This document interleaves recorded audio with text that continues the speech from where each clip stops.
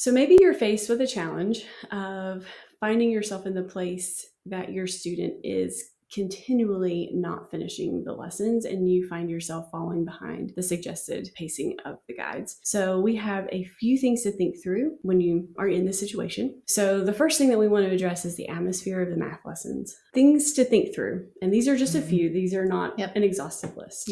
So could your student benefit from shorter lessons? Maybe they just aren't able to attend the whole time and give that focus for 100% of the time, and they are getting tired at the end and it just ends on a not great note. And so maybe just shortening the math lesson would be beneficial to your student. You might even cover more ground in shortening the time. Another thing to think through, are there distractions that are continually happening during the math lesson? Is it during the delivery time of the UPS guy, or is the baby just in a fussy part of the day?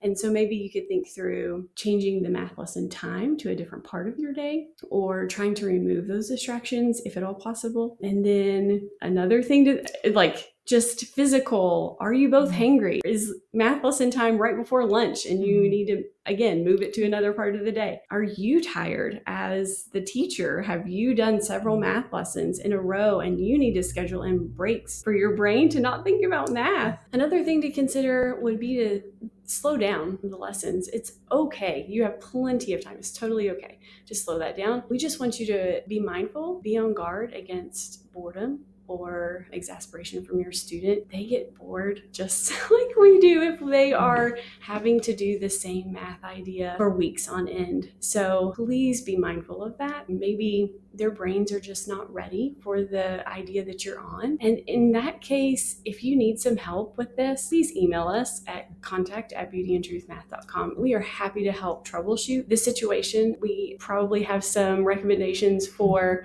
different ideas that you could do with your student in order to keep progressing, but maybe tackle a different math idea while they are still developing, and then they can go back and revisit that one math idea that they really struggled on, and they may be ready for it and they may fly through it. And I've had that happen many times. Personally with my sons. So, and just be very aware of all the relationships in the room between you and your student and the Lord and math. We want this to be a beautiful time, a gracious time of learning. That's our prayer for you. So please don't let a math idea get in the way of damaging a relationship or kind of squelching that love or wonder or awe of math. So please feel free to reach out to us if we can help in any way with this situation. Another thing we want you to consider is thinking through how the ideas are being presented. So if we are presenting an idea and it's just not clicking for your student, your first step actually is to just go to Google.